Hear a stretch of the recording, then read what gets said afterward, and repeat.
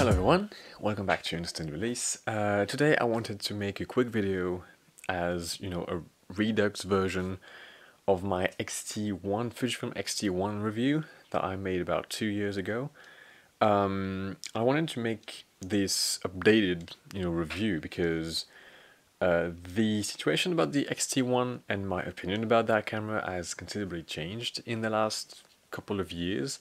And so I didn't want to continue having that video up and it being my only opinion piece about the X-T1. So without further ado, let's get into it. So what is the X-T1? And before we start on the specs and stuff like that, let's just start with my previous opinion about the X-T1. I call that camera to be the best beginner camera ever. And I think that was a little bit silly of me, but we'll get into that as we get through the specs and what this camera is. So the X-T1 was released in 2014. That makes it 10 years old this year. It's not a new camera at all. It has a 16 megapixel APS-C X-Trans2 sensor, and it is it's run of the mill when it comes to dynamic range and noise levels and stuff like that. It's not bad at all. It's actually pretty okay for a 16 megapixel sensor. One thing to note about the images coming out of that camera is that compared to other like contemporary 16 megapixel sensors, they are a little bit sharper because the X-T1 didn't have an anti-aliasing filter. But to get to that sharpness, you will need to have like appropriated software to edit the photos, like Capture One, not Lightroom generally, though they seem to do a little bit better with X-Trans files, but that's not really the point. So it can shoot up to 8 frames per second. The autofocus is... We'll talk about the autofocus, and I'm not going to mention the video specs because the video specs are trash and you shouldn't do video with the X-T1 at all if you are serious about video in any way, shape or form. So yeah, why did I call the X-T1 the best beginner camera for the money in 2022, I think it was, when I made the video? Well, there was a few reasons. The first is that for most Fujifilm cameras, actually most Fujifilm lenses, you have an aperture ring, a shutter dial, and generally another dial, or straight up an ISO dial on generally X-T cameras, and the X-T1 has all three. And what that does for beginners is that it teaches you to use them and to shoot manual mode. And it shows you what is the impact of the ISO, what is the impact of the shutter speed, what is the impact of the aperture. And to me, that's the best way to learn photography and especially exposure. So that was the first point. The second one is that the camera is made out of metal and it's weather sealed, meaning that you can throw it out in the bag, not really worrying about it too much. It's not like a plastic entry-level camera, which you're gonna have a tendency to baby a little bit when you start out, because you don't want it to break because you don't know how resilient it is. This is solid, you can throw it out in a bag, no problem. So that removes one factor of why someone might not shoot as much as they should as beginners. But it's not like it's not a universal thing. I know that was a thing for me, so that's a factor I put in. And the last thing was the price, because when I bought that camera in 2021, actually, it was 280 bucks or so. I bought it for 280 euros, and when I made my review in 2022, the price went down a little bit further, like it was more in the 250-ish range. Could go up to 300 for like very clean versions, but it was mostly in the 200, 280 on average, which is actually a very good price for a camera that is weather sealed, has a tilt screen, very good EVF, good lens mount, decent sensor. Like for, I would be comfortable recommending a sensor like this for any beginner, really. But the problem is that between the last time I made that video and today, there's considerable changes when it comes to the context around that camera. And one of these factors is that the X100V hyped came in, and it hyped pretty much all the Fujifilm cameras that were on the market, maybe except the X-H1. But yeah, the problem with this is that you end up with cameras that get insanely overpriced for what they are. Typically, the XE series is getting overpriced very, very much. Like in 2021, when I bought the X-T1, I also had the opportunity to get an XE1 and an XE2. The XE1 was around 150 euros, and the XE2 maybe 250, 280, about the same price as the X-T1. And that's one of the reasons why I got for the X-T1, was for the bigger viewfinder, additional dial, and the tilt screen that you can see here. But you know, now if you want to buy an XE1 or an XE2, you're going for 400 or 500 bucks, which is like absolutely nuts. Like the markup on those cameras has been insane, and it didn't affect the X-T1 as much, but it still affected it.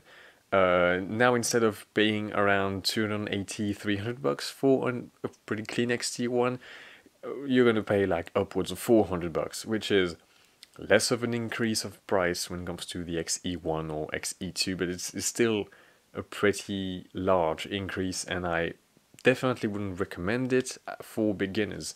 I would recommend it for like enthusiasts and hobbyists that do want to have like a foot in the door in the Fujifilm world. There's other options, of course, but I do feel like the X-T1 merits, you know, some of this attention, and it's still a very good camera. It has its faults, but you know, if you can go around them, it's actually a very good thing. I've been shooting with that camera again because it was on the shelf for the best part of the last year.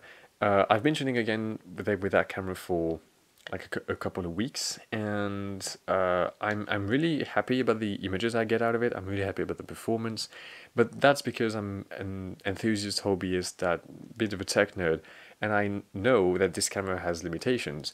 Typically, the biggest limitation that this camera has is that it doesn't have accurate autofocus continuous at all. Like the AFC on that camera, first of all, you can't tune it like you could on an X-T2, for example. But on top of that, it's just not accurate or reliable.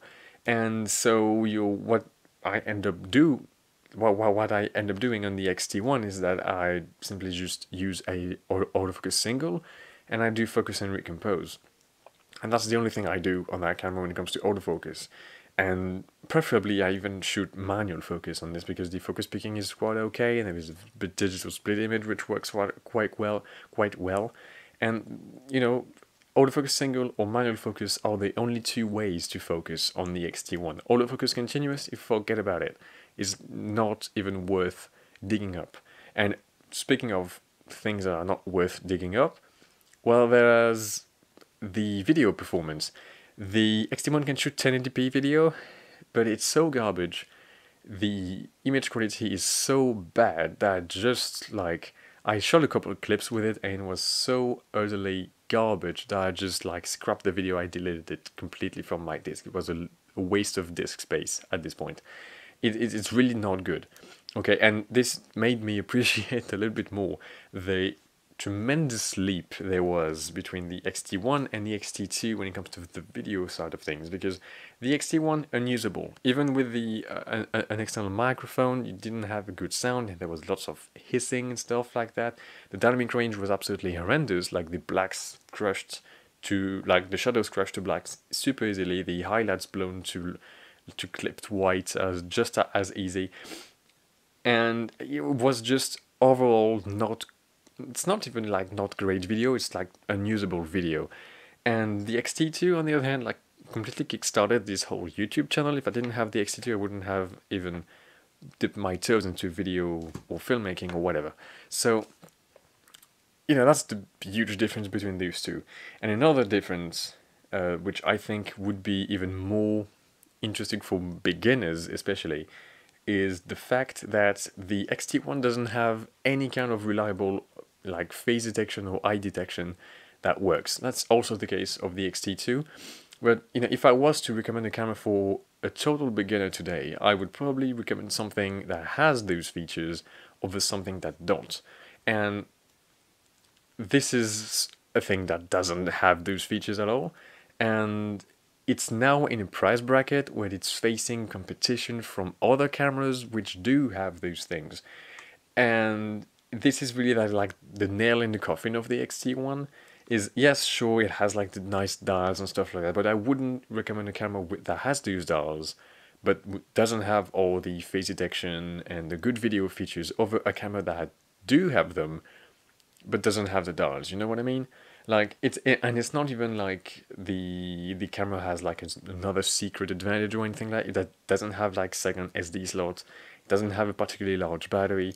The EVF is nice, but it's not like super contrasty with a very good panel or anything like that. It's large, but it's like $2.36 million. It's not like a super high-end EVF like you find on the XH1, for example. And speaking of the XH1, it's not that much more expensive than this.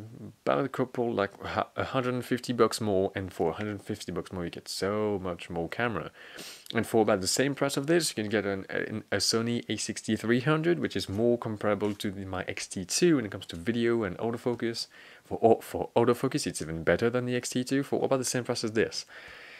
So yeah, it's really hard to recommend the X-T1 for someone that is a beginner. Now let's take the approach of someone else. So someone that already has other cameras, doesn't want to go into too expensive of a camera system, just want to have a camera, a couple lenses, but you have like a decent budget for it, and you want something that will get you good JPEGs, decent handling, don't care about autofocus performance, it's just like a travel camera or something like that, and you want something small that is weather sealed.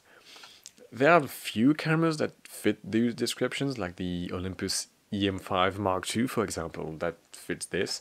But the X-T1, I think, has, the advantage when it comes to, first of all, the body design, because the EM5 Mark II, for example, has no tilt screen, it has a flip-out LCD, which I don't like for travel, for example, and it has a Macro Four Thirds sensor. Sure, it's stabilized, but it's still a Macro Four Thirds sensor.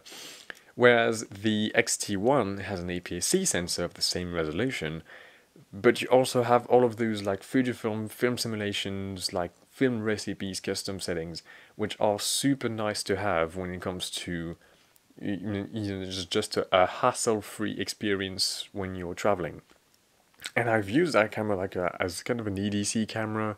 I've used it as a hiking camera and stuff like that. And for this kind of photography where you don't have much things moving, you're not photographing sports or wildlife or anything like that, it is just perfectly adequate for most of what I do, if not all of what I do. And I'm not yearning for much more in a camera for those kind of shooting. When it comes to my shooting, when it comes to photography, the X-T1s may be able to cover 95% of what I do. Now, sure, of course, I would need something like an accurate autofocus continuous, good video like the X-T2 is giving me, like IBIS if I want to do low light, or the excellent low light capabilities of the sensor of the Z6, which is filming me right now, for those last 5%, and that's why I'm upgrading cameras and looking at better cameras and stuff like that.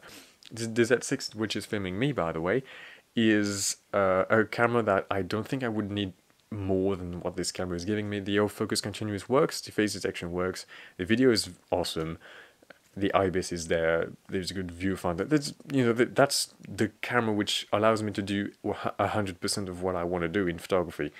This is 95%, and so the new perfect user for an X-T1 now would be someone that is, fluent in camera babble, I would say. Like, they know how to expose an image, they know how to use a camera that has an older autofocus system, they don't care too much about the face and eye detection missing. But they want something that is rugged, that is pretty small-ish, and has good image quality, and most importantly, they don't want to do any photo editing and they want good JPEGs. This is what the X-T1 is for me now.